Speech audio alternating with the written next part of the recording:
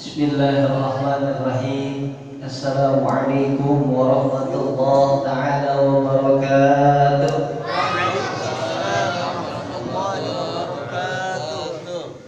Masih puasa ya?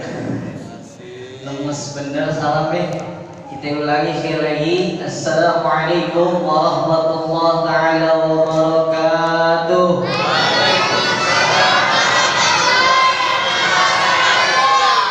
Alhamdulillah Rabbil Alamin. Ja'ala syahrul mubarak syahrul azim syahrul ramadan farada alayna siyam li ajli taqwa. Asyhadu an la ilaha illallah wahdahu la syarika lah wa asyhadu anna Muhammadan abduhu wa rasuluh man la nabiyya ba'dah. Allahumma fassalli wa sallim wa barik wa karim ala hadha an-nabiyil karim سيدنا وحبيبنا وشفيعنا وقرة أعيننا ومولانا محمد وعلى آله وصحبه ومن تبعهم بإحسان إلى يوم الدين. أما بعد فقد قال الله تعالى في القرآن الكريم وهو أصدق القائلين أعوذ بالله من الشيطان الرجيم بسم الله الرحمن الرحيم. يا أيها الذين آمنوا اتقوا الله حق تقاته ولا تموتن إلا وأنتم مسلمون. صدق الله العلي العظيم. فقال النبي صلى الله عليه وسلم من صام رمضان إيمانا واحتسابا غفر له ما تقدم من ذنبه. Atau kata Rasulullah sallallahu alaihi wasallam, puji puja syukur syukur tentu selalu senantiasa tercurah pada Ilahi Rabbi Allah Jalla Jalaluhu yang telah memberikan kita nikmat iman sehingga kita masih bisa menggunakan nikmat tersebut diiringi dengan nikmat sehat wal afiat. Siangnya kita siang, malamnya kita qiyam. Mudah-mudahan ibadah puasa di siang hari dan ibadah mendirikan sholat 5 waktu, sholat isya beserta tarawih di malamnya diterima oleh Allah Subhanahu wa taala dan bagian tanda syukur kita kepada Allah Subhanahu wa taala. Amin ya rabbal alamin. Salawat dan salam tentu tercurah pada baginda Nabi besar Muhammad sallallahu alaihi wasallam. Berkat perjuangan daripada perjuangan Nabi, alhamdulillah kita bisa menikmati dan mengamalkan daripada ajaran-ajaran beliau. Mudah-mudahan kita termasuk hambanya yang nanti di yaumil qiyamah masuk ke dalam barisan bendera la ilaha illallah Muhammadur. Amin amin ya rabbal alamin. Yang saya hormati hadir di tengah-tengah kita guru kita Ustaz Darmaji. Yang saya hormati hadir pula di tengah-tengah kita sebagai imam kita yaitu Ustaz Bapak Haji Deri Mata'allah Bituli Hayati. Hadir pula di tengah-tengah kita sebagai master seremonial kita, orang tua kita, sepuh kita yaitu Ayahanda Ustaz Matsani Mata'allah Bituli Hayati, serta para tokoh masyarakat bil khusus para pengurus Musholah At-Taqwa beserta jajaran staf kepengurusan panitia tarawih pada malam hari ini yang namanya tidak saya sebutkan satu persatu. Saya ucapkan mohon maaf yang sebesar-besarnya dan tidak mengurangi rasa hormat dan takzim saya insyaallah. Bapak Ibu yang saya hormati, kita telah memasuki yang namanya bulan suci Ramadan. Ini bulan bukan sekedar bulan, ini bulan bukan sekedar bulan. Karena kenapa? Dari tahun-tahun sebelumnya Ramadan adalah hal yang kita nantikan. Bahkan 3 bulan sebelum datangnya bulan suci Ramadan, yaitu bulan Rajab lalu Sya'ban, doa kita tuh udah nyampe. Ya, yang kita baca Allahumma barik lana fi Rajab wa Sya'bana wa ballighna Ramadan. Kira-kira ini Ramadan udah sampai atau belum pertanyaannya? Sudah. Dari Rajab kita doa sampai kepada bulan suci Ramadan. Ini Ramadan Allah Allah telah sampaikan, Allah telah pertemukan, bahkan Allah tambahkan nikmatnya, yaitu nikmat sehat dan iman serta istiqomah, yang alhamdulillah detik hari ini kita masih bisa melangkahkan kaki kita untuk menunaikan sholat isya berjamaah, diteruskan dengan sholat sunnah tarawih berjamaah. Alhamdulillah.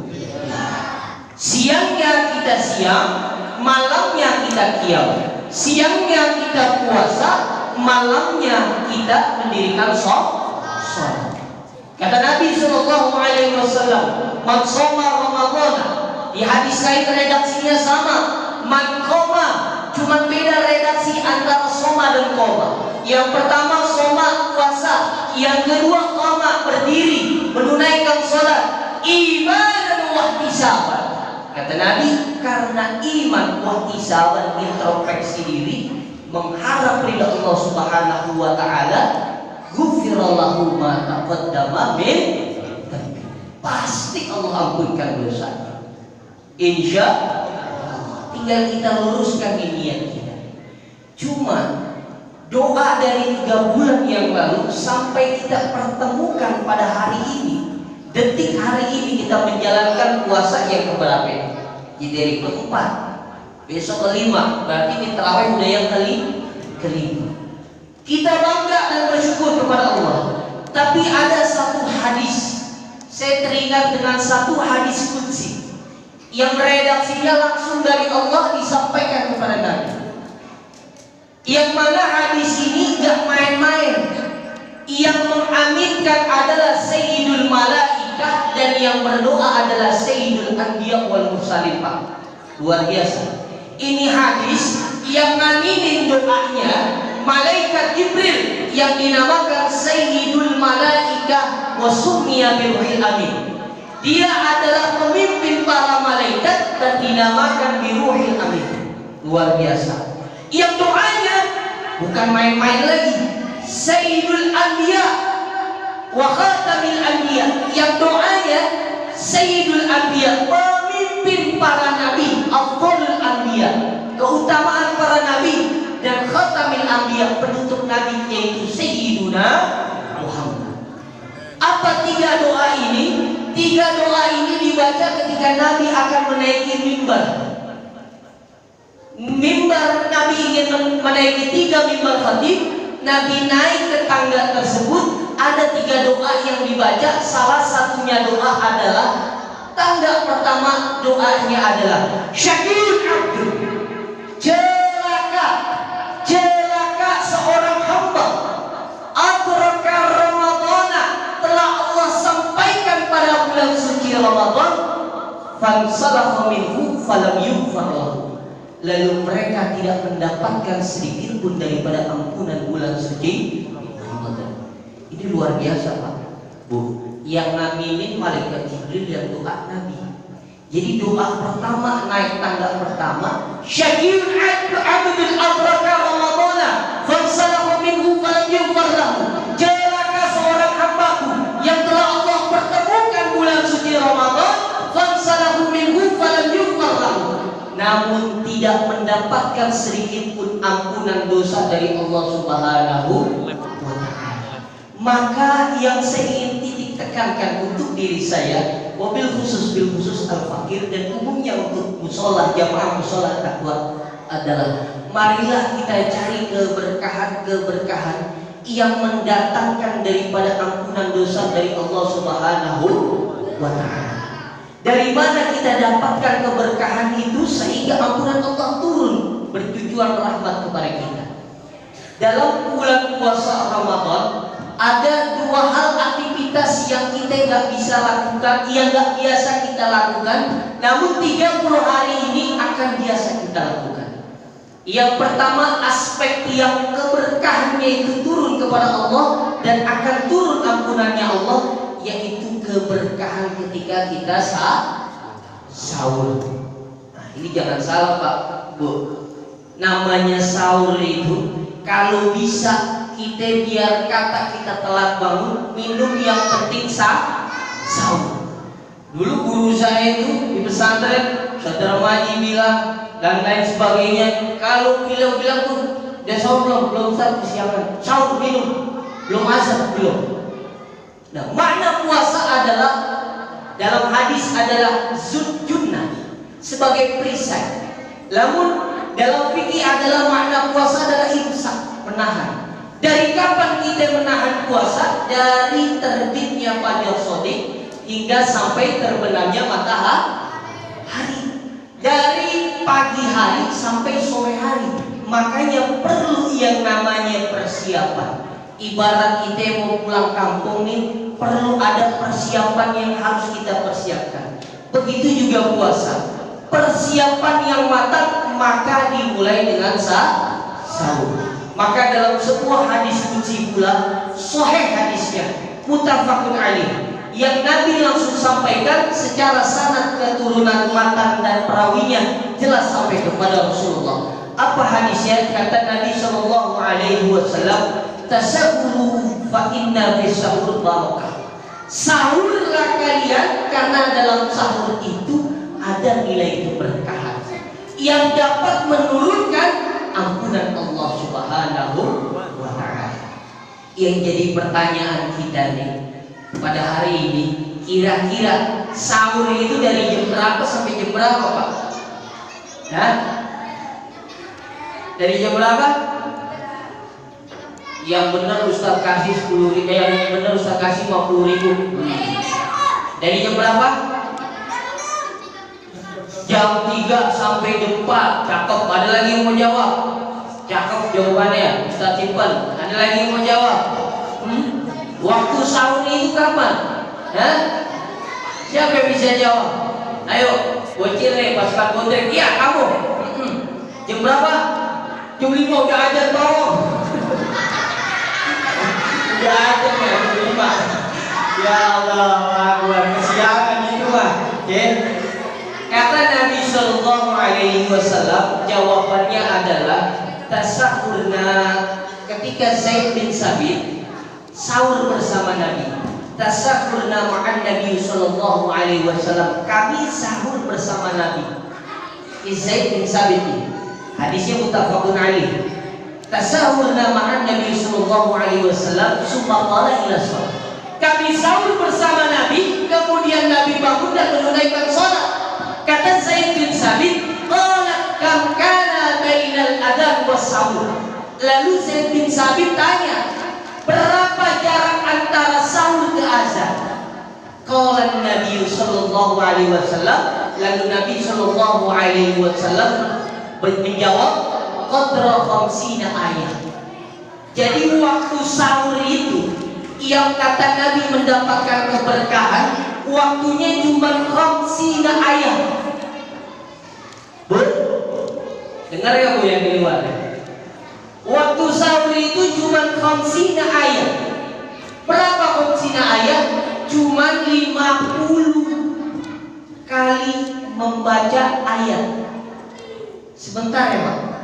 Cuma 50 ayat. Jadi kata Zaid bin Sabit ketika nanya kepada Nabi, kam kana bainal adzan was sahur. Kapan waktunya sahur itu sampai kepada menemukan azan? Lalu Nabi Shallallahu Alaihi Wasallam qadra 50 ayat. Jaraknya cuma sekedar kita baca Quran 50 ayat, itu waktunya sahur. Jadi sahur itu jangan salah, bukan dari habis isya ketemu jam 3. Kira-kira kalau batas kita itu dalam kurun waktu yang mengaji cuma 30 kurang lebih, 30 menit kurang lebih. Itu keberkahan sahur. Bukan jam 2, bukan jam 3, setengah 2 apalagi. Yang berkah, yang benar-benar sahur kata Nabi adalah 50 ayat, 50 ayat kita baca, itulah waktu sahur. Ya, jadi antara kalau subuh itu jam 4.30, kira-kira jarak sahur itu jam 4 sampai 4.30. Ya, kalau subuhnya 4.30, berarti sahurnya sekitar jam 4. Itu ajaran Nabi, bukan kata saya. Jarak antara sahur, karena kita ini sering melaksanakan hal yang biasa tapi belum tentu benar. Tapi perlu kita biasakan hal yang menjadi kebenaran dalam menjalankan sunnah-sunnah. Nah, jadi yang benar adalah sahur itu 50 ayat. cuma 50 ayat jaraknya. Jam 4 kalau tadi saya bilang 4.30 ya itu fajar shadiq, azan subuh. Nah, jam 4 itu waktunya sahur. Nah, sering saya temui ini Pak, ketika waktunya udah imsak, wah kan begitu Pak Haji ya, suka tuh di musola atau di masjid.